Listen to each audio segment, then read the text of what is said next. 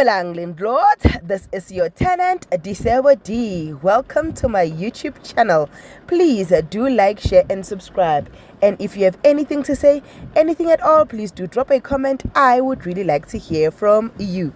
We are back with Umkhokha the Curse. These days it's a bit slow, but let's get into it. Umabusi nozamxolo bagulela umntwana, right? Uvulindlela is not okay. Uvulindlela cries 24/7. Now they tried all the specialists, they tried everything doctor-wise, and nothing could work. They even went to an extent of making the MRI test and but the child is okay according to the doctors. But Bona, because they are at home, they can see that the child is not okay because the child is crying non-stop. And my question is, guys, Inugusi, Kulekani, before he became Judea, at a glance of every problem, he would be praying, right? But at this point, he's now umuntu wasetempeleni lenkosi, and he's not praying for the child. He's not doing anything. I don't know.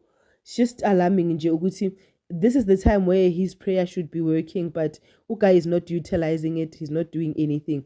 But the family is assisting. The family is coming through. The family is asking to babysit the child so that Umabusi can have a nap. Nan. But Umabusi came to a breaking point where she just cannot react. She was just sitting at the bed and the baby was crying and she was doing like nothing. Uzamxolo went then asked ukuthi awumuzi umntwana na, and she didn't also respond to that because I feel ukuthi she's overwhelmed and at this point she does not know how to handle what's happening with Uvulindlela. Speaking about abantu bakamvelase bakamthembu, umalume umalume alande icherry imbize angisho akhulume nontombi, akhuluma kabi ngobani ngalo umapolishi. Makakhuluma ngomapolishi how umapolishi avele move amugijimise adile naye athi mina ngizotrapa indoda wena girl khululeka, what I did ukuthi ngitrape wena was wrong, kahle lo muntu kumele ngimshaye uyilo, so ngizodila naye wena isebenzele ngizokushaya mina. Hayi uzisebenzele abona tshela usisi wakhe ukuthi ngiyasaba ukulahla lo girl ngoba lo girl unodlame, ngimusaba hore. I-opportunity is present ke yokuthi usebenzele alahle ulokhunje. How malume nayi opportunity lahle ugirl atshela ugirl the bamthanda ngakhona, amnike negift. Hey kire ayithi king ayo kodimula ko class.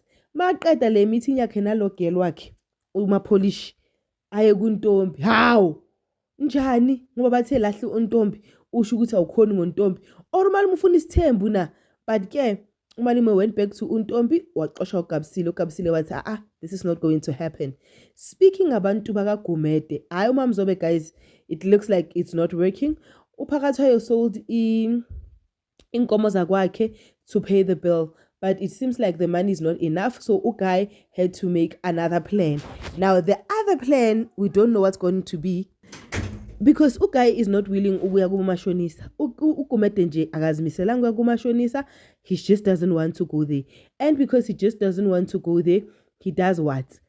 He thinks ukuthi what could be planned, because now remember the cows are sold. We don't know what's going to happen. And then kuno president guys, we have president Umkhokha the Curse, President Ndlovu ne cabinet yakhe ubani family yakhe ngithi hayi hamba Ndlovu, hamba wena man. uNdlovu then decides ukuthi no, lo msebenzi lo ngizowenza. Sebawungalile ngisho sebawungalile bonke amkhandlweni bakhathele uye vele bathi hayi we can't do this. Hayi abona ukuthi ngizonika 1 by 1 mfazi by mfazi 2 portfolios.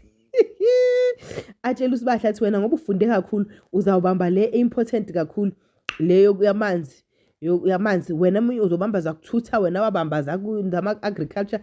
Hey but icabinet uhleli nayo kuphi kwakhe Benekent. Hey guys, into ezenza uNdlovu abalandene ke namhlanje umkhandlo ujabulile uqabanga ukuthi uhlulekile, abatshela ukuthi hey khona abantu ababaptizwayo uzobanika umsebenzi lo, yena uyabona ukuthi laba bayahluleka. Hey kube isiphithiphithi nje serious. So kule siphithiphithi sebablame lo munye womkhandlo ukuthi hey wena othe siyenge le idea, sithathe le idea, wena othe senzeni singenzini. Ngithi guys isiphithiphithi esilapha, but we all know ukuthi uNdlovu uzosindwa ulomthwalo. The question is, when will he throw in the towel? Will he even throw in the towel athi ngikhathele? Because we know uNdlovu ne pride yakhe. But mina, I'm just saying, guys, can we all agree ukuthi it's about time ukuthi uMvelase adile noNdlovu, simuveni nje from indaba kaNdlovu, sibone ezinye inkinga. Hayi uMvelase akadile noNdlovu. But yeah, this is your girl Disebo D. Thank you for watching. I love you. Peace. Bye.